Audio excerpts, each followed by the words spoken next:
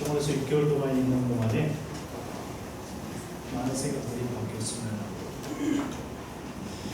특별히 병원에 있는 가운데서 우리 에베네셀 찬양대의 찬양이 얼마나 듣고 싶은지 모릅니다. 제가 처음에 왔을 때 그런 기분이었어요. 에베네셀 찬양대의 찬양이 하늘에서 울리는 찬양대의 목소리였다. 지금도 그렇게 들립니다. 여튼 항상 은혜 가운데서 잘 준비해 주시고 감사드립니다. 우리가 이 찬양을 듣는 가운데 천국에서 찬양을 듣는 것 같은 그런 시간 되었으면 좋겠습니다. 할렐루야. 우리 앞뒤로 잠시 인사를 할 때 마스크를 쓰고 있으니까 짧고 명료하게 눈웃음을 지면서 샬롬 인사드릴게요. 저로 샬롬.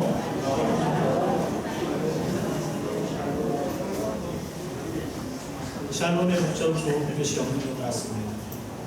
하나님이 우리 안에 들어오셔서 그 은혜를 누리는 평강의 삶, 샬롬.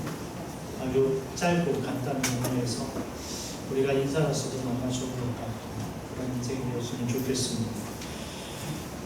사도 바울의 깊은 고심이란 제목을 가지고 은혜를 나누도록 하겠습니다. 지난주에는 우리 이제 다시 시작합시다 라는 제목으로 말씀을 나눴는데 이 에베소서를 준비하다가 보니까 우리가 쉽게 읽었던 에베소서와 달리 이 주석가들도 이 에베소서를 상당히 어려워하고 꺼려하더라라는 사실을 살펴보시고 했었습니다. 그렇게 심오하고 깊이가 있는 말씀, 그것이 바로 에베소서라는 것. 얼마나 깊었는지 저번 주에 같이 첫 설교를 나눌 때에 우리 성도님들 깊이 있게 눈꺼풀이 깊이 있게 내려오는 모습을 보면서 우리가 조금만 잘못하면 방심하게 되어지면 우리가 신비로운 세상에 들어갈 수 있겠구나 라는 생각을 좀 갖게 되었습니다. 그래서 오늘은 여러분들이 미리 에어컨을 틀고 여러분들이 눈꺼풀을 붙잡기 위해서 일단 조건을 다 맞춰놨어요. 칼빈이 말한 것처럼 오늘은 이 믿음의 길을 쫑긋 세우고 하나님의 말씀을 깊이 있게 따라가는 은혜의 시간이 되었으면 좋겠습니다. 우리 오늘 본문은 사도 바울의 중보 기도의 내용입니다. 엄밀히 따지면 이 사도 바울의 중보이기 전에 하나님의 마음입니다. 사도 바울을 통해서 하나님의 긍휼을 베풀어 주시고 그런 마음으로 기도하도록 은혜를 허락하셨던 것이죠. 이런 것을 통해서 우리가 알 수 있는 것은 하나님 때때로 이 기도하는 사람을 통해서 역사하신다라는 사실을 성경을 통해 보여주고 있습니다. 성경에 예수님께서 기도하시는 모습을 통해 전 인류가 예수 안에서 구원을 받는 놀라운 은혜를 체험하게 되지 않습니까? 우리의 믿는 사람의 의인의 기도를 통해서 하나님이 오늘도 신실하게 이 세계와 또 믿는 성도들을 다스리고 계신다는 사실을 여러분들은 반드시 기억해야 하는 것입니다. 그래서 우리는 이 기도하는 사람들이 많아져야 될 줄 믿습니다.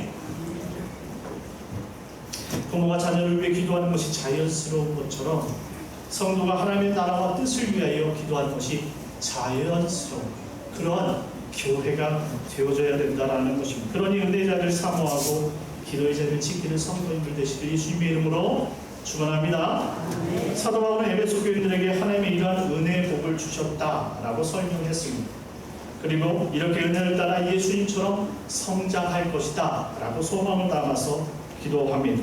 따라 오늘 본문을 통해서 끊임없이 교회를 위해 고심한 사도 바울의 마음과 이 곁에서 주변에서 중심 속에서 이 하나님의 놀라운 마음을 읽어지는 그런 은혜 시간이 되었으면 좋겠습니다.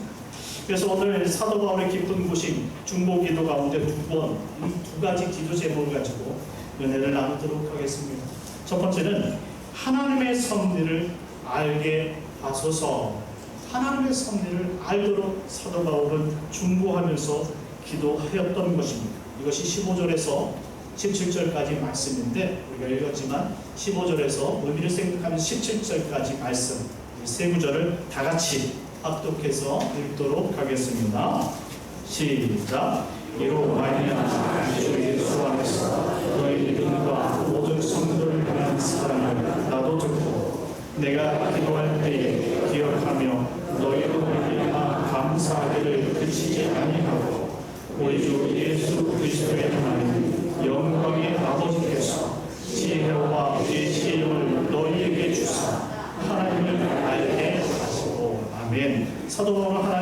하나님께서 지혜와 계시의 영인 성령을 마음껏 부어주시사 하나님을 더욱 자세히 알았으면 좋겠다라고 기도하고 있는 것입니다.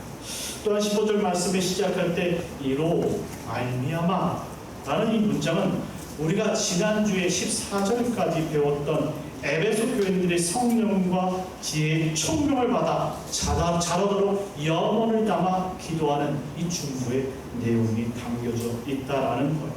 그래서 우리가 오늘 본문 말씀 하나님을 더욱 알기 원해 중보했던 사도 바울의 그 기도가 우리가 지난주에 했던 그 말씀의 핵심을 붙잡고 다시 한번 기억하면서 하나님의 말씀을 마음에 새겨볼 필요가 있는 것입니다. 우리가 저번 주 본문 3절에서 6절까지 말씀을 다룰 때에 하나님께서 우리에게 신령한 복을 주셨다라고 표현하고 있습니다.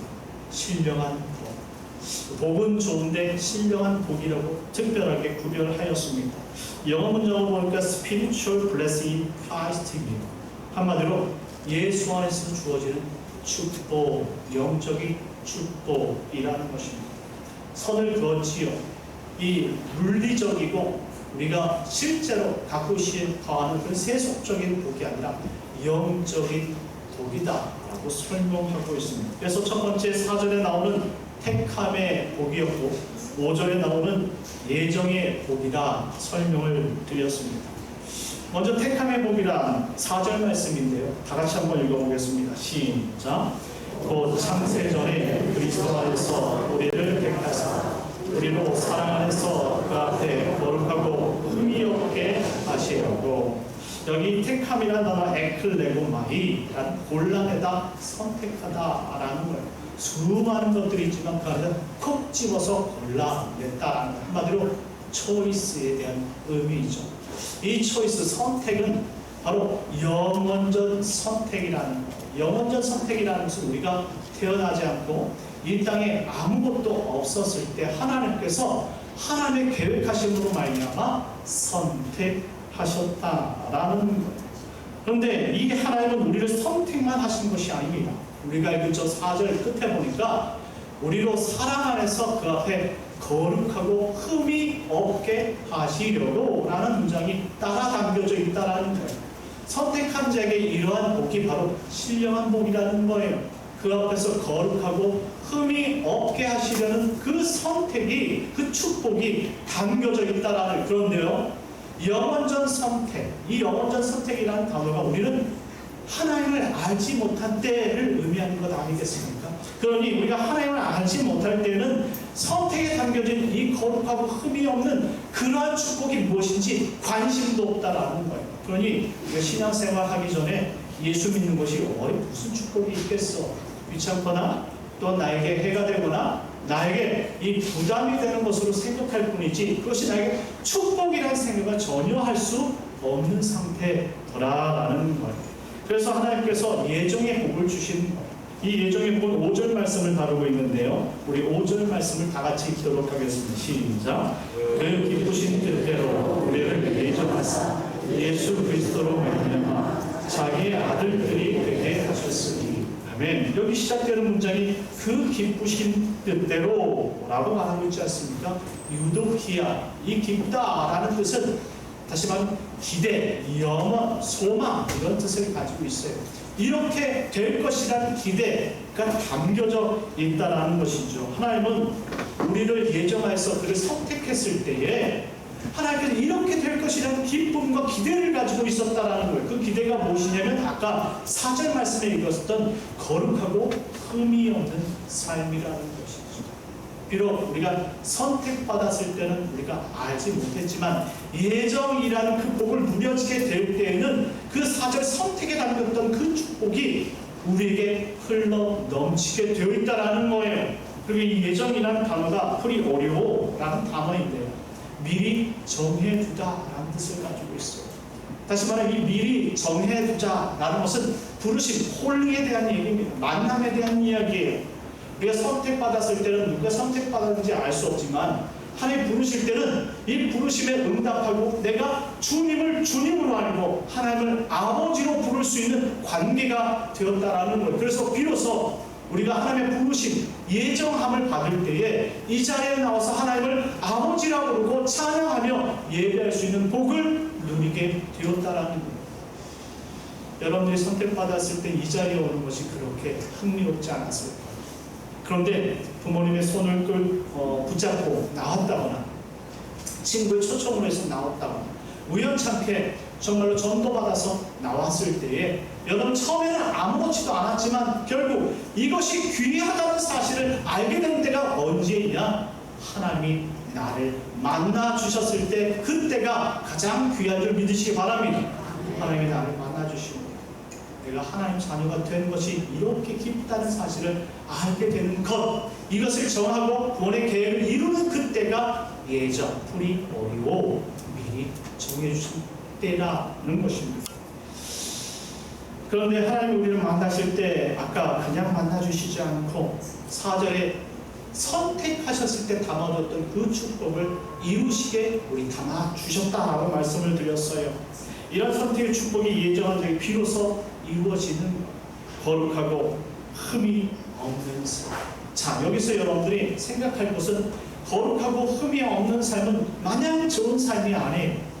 어떤 사람들이 얘기하면 교회 가면 복 받아요. 어떤 사람이 얘기하면 교회 가면 물질을 많이 받는 축복을 누립니다. 자녀의 다산의 축복, 자녀가 잘 되는 건강의 축복, 그리고 학업의 축복, 여러 가지 축복을 언급할 수 있지만 이건 거룩하고 흠이 없는 축복이 아니에요. 예수를 믿으면서도 오히려 핍박을 받고요. 예수를 믿으면서도 오히려 사업이 망할 때가 있고요. 예수를 믿으면서도 오히려 저처럼 병이 걸릴 수 있다라는 거예요. 예수를 믿지만 우리가 변함없이 일반 사람들처럼 해노해락을 다 느끼는 거예요. 근데 이것을 왜 거룩하고 흠이 없는 삶이라고 말하느냐? 이 거룩하고 흠이 없는 삶, 바로 예수님을 닮아가는 삶을 의미하기 때문에 그렇다라는 것입니다. 사랑하는 성도 여러분, 거룩하고 흠이 없이 만들기 위해서 우리를 선택했고 우리를 예정하여 불러놓으시는 것, 우리가 예수님 닮게 하기 위해서 때로는 우리의 고집을 꺾고자 우리를 병을 치기도 하고, 우리의 고집을 꺾고자 재물을 하나님께서 걷어가시기도 하고, 우리의 병을 우리를 예수님 닮게 하고자 우리 고집을 꺾고자 하나님은 하나님의 방법대로 우리를 낮추는 일도 하신다라는 것. 이것이 처음에는 나쁜 일처럼 보이고, 이것이 처음에는 왜 하나님이 나에게 이러한 저주를 부었을까? 저주라고 생각할 수도 있겠지만 결국 뒤돌아보면 이것이 하나님을 만나고 하나님을 닮아가게 하는 하나님의 구원의 계획이더라라는 사실입니다. 그러니 내가 예수 믿고 어려워진 것은 하나님의 섭리가 있을 뿐이지 저주받은 것이 아님을 믿으시기 바랍니다. 내가 예수 믿었는데 자녀들이 안 돼요. 그것은 내가 예수를 믿었기 때문에 안 되는 것이 아니라 하나님께서 나를 통해 그 자녀들을 귀히 여기고 불쌍히 여기라는 그 섭리가 담겨있다는 사실을 기억하시기 바랍니다. 우리는 우리가 안 될 때 더 남의 말을 소중히 귀담아 듣지 않습니까? 우리가 연약할 때 건강한 자의 그 말을 더 귀담아 듣게 되어지고, 우리가 힘들어할 때 그 힘들었던 일들을 당했던 사람들의 말을 더 소중히 여기는 것처럼 우리의 삶이 낮아질 때에 하나님을 받아들일 수 있는 가장 유연한 시기라는 사실을 가르쳐주고 있는 것입니다. 그런데 사람이 생각하기에 이런 하나님의 영원적 축복이 단회적이거나 잠시 있다가 우리 신앙을 포기할 때 하나님의 능력이 사라질 것이다 생각하는 사람들이 있습니다. 하지만 절대 그렇지 않아요. 하나님의 이 선택과 예정의 축복은 절대 변함이 없다는 사실. 우리 다 같이 빌립보서 1장 6절 말씀인데 한번 다 같이 읽겠습니다. 저 앞에 나온 그 말씀 읽겠습니다. 시작. 너희 안에서 착한 일을 시작하신 그리스도 예수의 날까지 이루실 줄을 우리는 확신합니다. 그 착한 일이 바로 거룩하고 흠이 없는 삶을 만들어 가신 일이에요. 그분이 우리 안에 들어오셔서 거룩하고 흠이 없도록 예수 받는 삶을 살아가게 하시는 것. 그런데 우리가 힘들어하고 우리가 예수님을 안 따라온다고 해서 그분이 그러면 떠나가시느냐? 그렇지 않다는 거예요. 오늘 그리스도의 예수의 날까지, 이 예수의 날이 어디입니까? 바로 주님께서 이 땅에 재림하시는 거예요. 우리가 죽어 천국에 가는 그 날까지 이루시는 줄을 믿으시기 바랍니다. 그러니 하나님께서 선택한 선택하고 예정한 사람 절대 하나님이 포기하시지 않는다는 사실을 여러분들이 기억하셔야 돼요.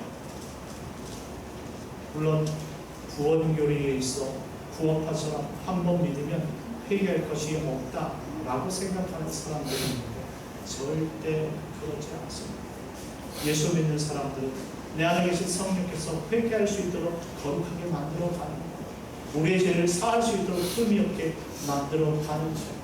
그러니 예수 믿는 사람은 항상 회개할 거리가 있는 것이고 낮아질 그런 하나님의 마음이 있다는 사실이죠.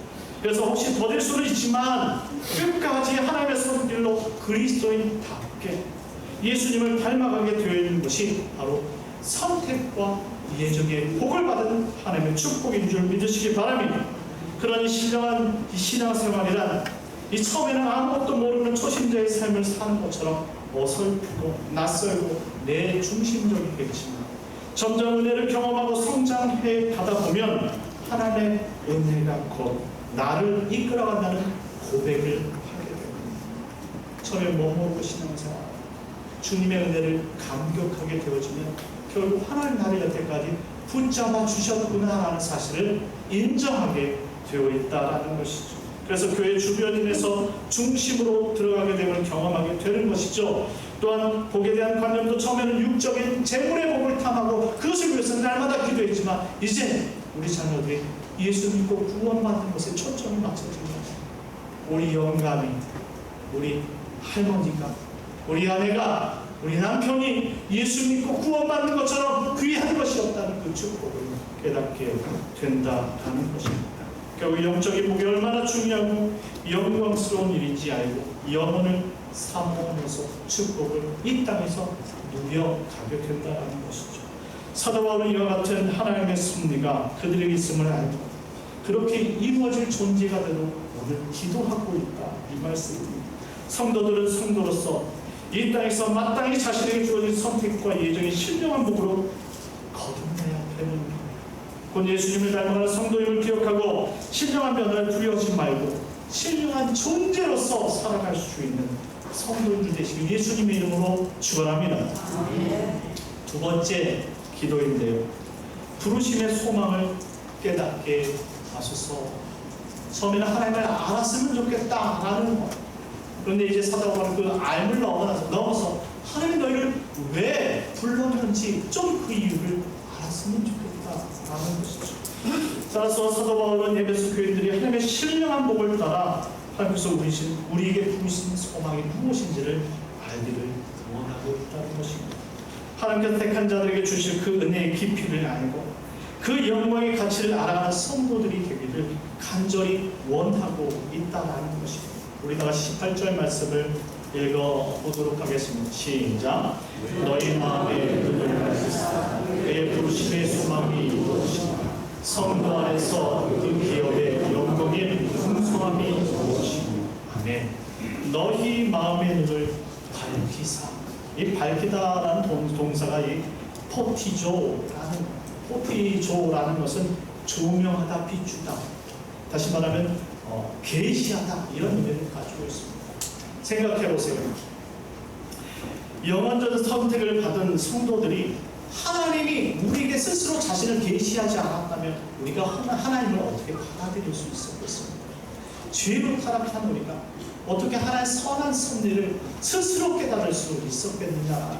구원의 길이 무엇인지, 타락의 결과가 무엇인지 아무것도 모른 채 이 죄에 방관하여서 결국 심판받아 죽는 것이 죄인의 모습인데 하나님의 계시가 없었다면 우리는 그 죽음에서 헤어날 수 없는 존재로 살았다는 것이죠. 그래서 하나님께서 성령의 역사로 말미암아 생명의 말씀을 조명하사 지금 에베소 교인들에게 하나님께서 왜 우리를 부르셨는지 그의 소망이 무엇인지 밝히 알려주시도록 기도하고 있다라고.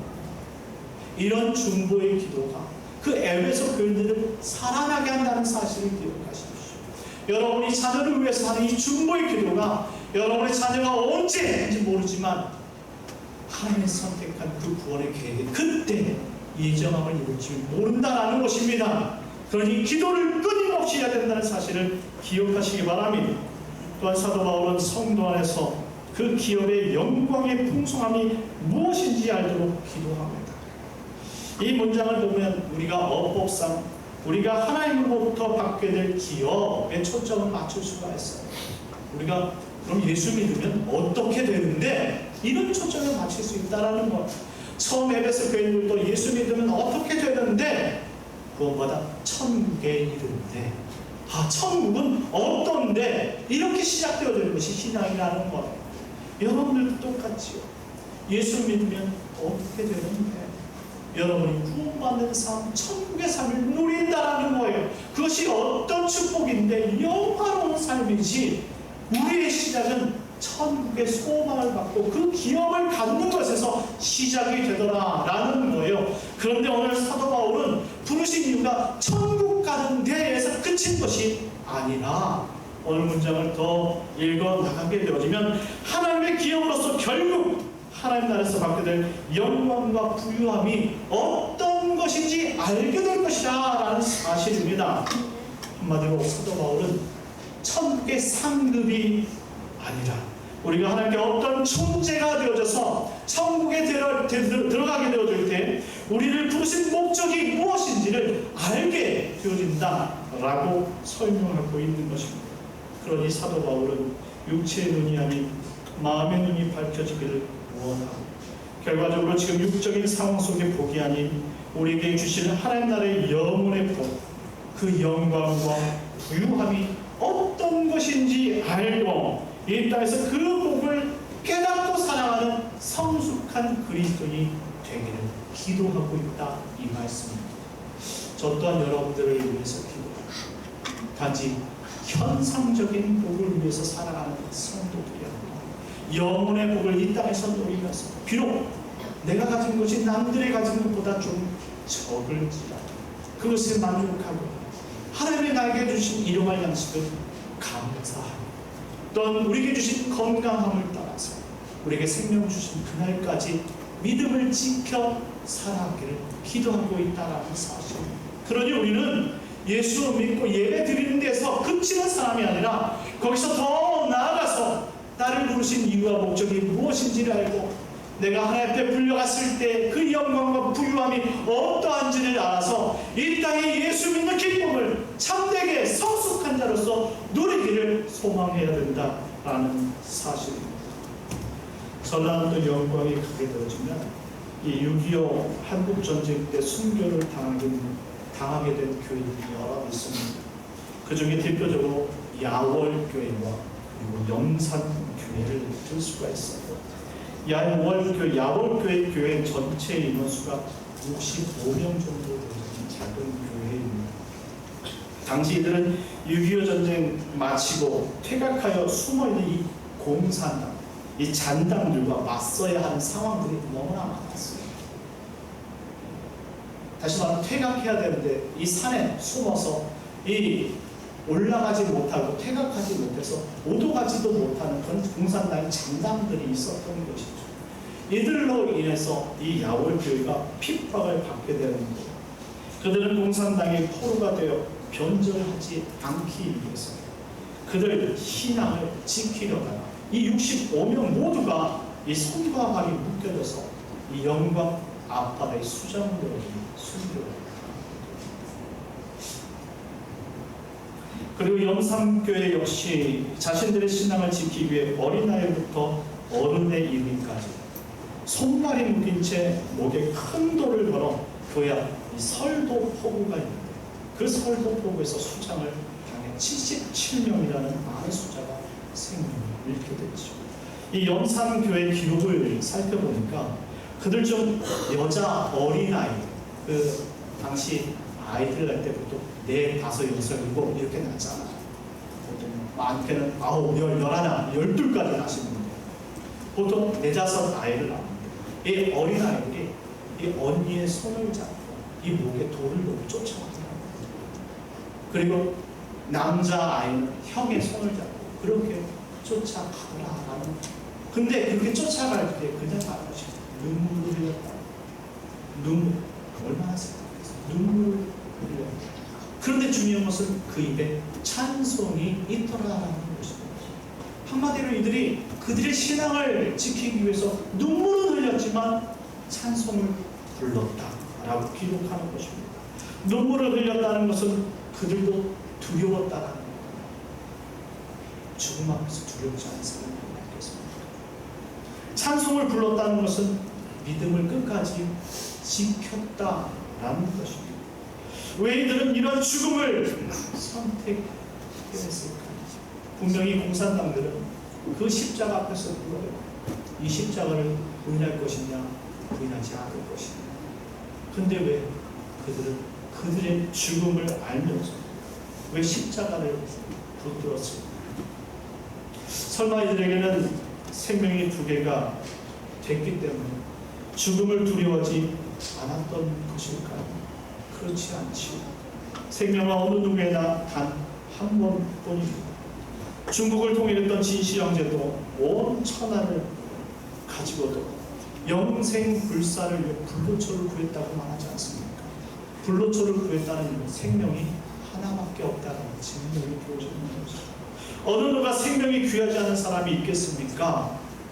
하지만 이 땅이 아닌 천국의 소망을 가진 자들은 이처럼 생각이 다르다는 마지막 결정적일 때에 하나님께서 선택하고 예정한 사람들은 결국 예수님의 그 십자가를 붙들더라라는 것입니다. 어느 순간 공산당이 와서 우리 교회 문을 닫고 우리에게 예수를 부인하는 사람들은 살려주겠다라고 여러분들 그렇게 협박을 한다고 칩시다. 그렇지 않은 사람들은 문을 잠그고 이 교회를 불사르겠다라고 그렇게 가정을 해봅시다. 그렇다면 그 순간 우리는 결단을 해야 되는 것이죠. 그때 여기서 믿는 사람들은 결국 저 문을 넘어가지 않더라라는 것이에요. 우리 생명을 포기하지만 결국 더 위대한 우리 영혼의 삶을 얻기 위해서 그 자리에서 순교를 선택하게 되어 있다는 것입니다. 그들이 이렇게 믿음을 지킬 수 있었던 것은 이 땅의 생명보다 더욱 값진 것들이 그들에게 있다는 사실을 그들이 알았기 때문이라는 결과라는 것입니다. 그렇습니다. 생명보다 더 큰 가치가 있는 줄 믿으시기 바랍니다. 이 땅에 사는 것보다 더 영원의 삶의 가치가 더 위대한 사실을 그것을 깨달을 때 비로소 우리 이 땅의 가치를 내려놓을 수 있다는 거예요. 반대로 얘기하면 이 땅의 가치를 더욱더 굳게 붙잡는다는 것은 영혼의 가치가 우리 삶 가운데 그토록 중요하지 않다는 사실을 표현하기도 한다는 것입니다. 여러분들에게 있어서 하나님의 영원한 나라는 어떤 가치를 가지고 있습니까? 마태복음 10장 39절 말씀에 보면 예수님께서 자기의 목숨을 얻는 자는 잃을 것이고 나를 위하여 자기의 목숨을 잃는 자는 얻으리라 라고 말씀하셨습니다. 바로 그들을 부르신 하나님의 소망이 그들을 예수님께로 인도했다는 것입니다. 우리는 그것을 천국의 소망이다 라고 말할 수 있는 것입니다. 천국의 소망을 붙잡은 이 땅의 가치를 넘어설 수 있는 줄 믿으시기 바랍니다. 그러니 그런 소망의 삶이 하나님을 더 영광스럽게 만든다는 삶입니다. 예수님께서 십자가에 달린 그 죽으심의 상태가 하나님께 더 영광이 되었던 것처럼 우리가 소망을 붙잡고 하나님을 따라서 죽음의 문턱을 넘어서는 그 순간이 가장 영광스럽고 영화로운 순간이 되어진다는 거예요. 그러니 성도의 이 땅에 영화롭고 영광스러운 삶은 십자가를 지고 우리 자신의 것을 내려놓는 그때부터 이루어진다는 사실을 기억하시기 바랍니다. 마지막으로 19절 말씀을 다 같이 읽도록 하겠습니다. 19절입니다. 시작. 그의 힘으로 역사하십니다. 믿은 우리에게 주신 능력의 지극히 크시니 어떠한 것을 너희가 알게 하시기를 바랍니다. 사도 바울은 더 나아가 에베소 교인들에게 하나님이 그들을 구원하시기 위해 어떠한 능력으로 그들에게 은혜를 베푸셨는지를 기억하라 라고 말씀하고 있습니다. 중반절에 믿는 우리에게 베푸신 능력의 지극히 크심이 어떠한 것인지 너희도 알기 원한다라는 문장을 자세히 보십시오. 우리를 구원하시기 위해 베푸신 하나님의 능력이 있다라는 것, 믿는 우리들을 구원하시기 위해 하나님의 지극히 크신 능력이 있다라고 설명을 하시는 겁니다.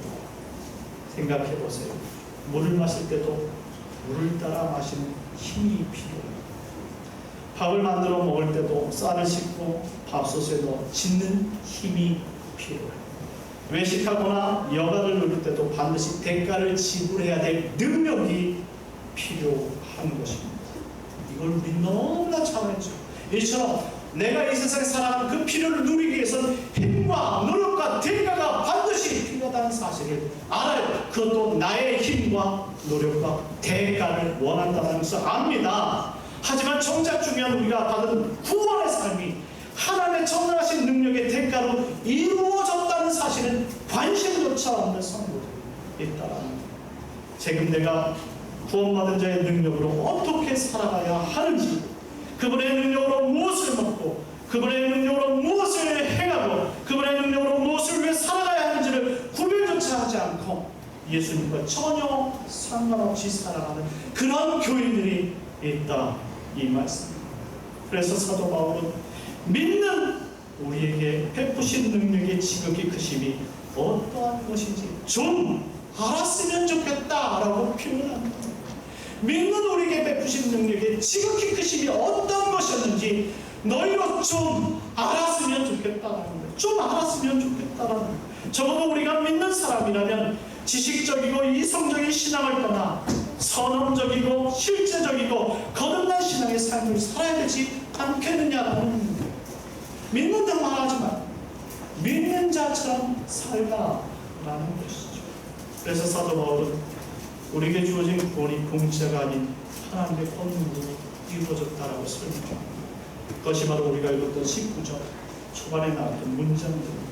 이 문장에는 네 가지 헬라어의 힘의 단어들이 섞여 있어요. 네 가지 힘을 헬라의 각종 단어로 사용있는데 그것은 헬라의 힘의 정의에 대한 전부예요. 첫째는 이 첫 문장인 그의 힘, 잘 안 보이네요. 그의 힘. 이 그의 힘, 19절에서는 이 그의 힘이라는 단어는 이스퀴스라는 단어예요. 이스퀴스. 이것은 이 사물의 본질적인 힘을 의미합니다. 사물이 가지고 있는 본질적인 힘. 둘째는 그 다음 문장인 위력입니다.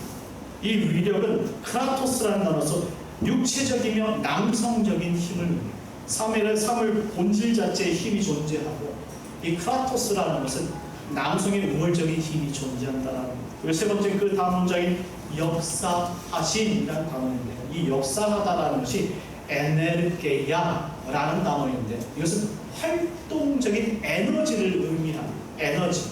다시 말하면 무엇을 먹음으로 말미암아 발생되는 이 에너지를 이 에네르게야.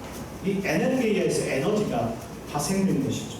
그리고 마지막 네 번째 우리에게 베푸신 능력이란 단어를 뒤나미스라고 얘기하는데 우리가 잘 알고 있죠. 헬라 사람들은 잠재력이라고 말하지만 이 뒤나미스는 그리스도인에게 성령의 능력이라고 표현하는 것입니다. 그래서 성령의 능력을 받은 사람을 뒤나미스라고 얘기를 하는 거예요. 물론 그 학원의 간판에 보면 뒤나미스라는 단어들이 많아요. 이것은 헬라적 철학적 언어로서 이 잠재력을 키우는 그러한 능력을 의미하지만 우리에게 있어서 이 두나미스는 거듭난 자에게 행하신 하나님의 능력을 의미합니다. 그런데 이 거듭난 자에게 그 능력이 임하면 하나님을 하나님으로 부르게 되어지는 것이죠. 그리고 성경이 읽혀지게 되어지시고 그 뜻이 무엇인지를 알고 구별하게 되어지는 것이죠. 이처럼 힘에 대한 네 가지 헬라어 단어를 모두 사용한 것은 하나님의 구원이 우리에게 임할 때 가볍게 구원을 시키지 않았다라는 것. 우리가 상상할 수 없는 놀라운 능력들로 우리를 구원하셨다라는 사실을 기억하라고 사도 바울은 네 가지 힘의 헬라어 단어를 동원하였던 것이죠. 그러니 그 이름으로 우리를 구원하신 그 이유와 하나님의 기억됨이 무엇인지를 적어도 구원받은 백성이라 알아듣지 않겠는가라는 것입니다. 겟세마네 동산에서 예수님의 기도를 이해하지 못했던 제자들은 이 제사장들의 군병이 나타날 때 어떻게 됐습니까?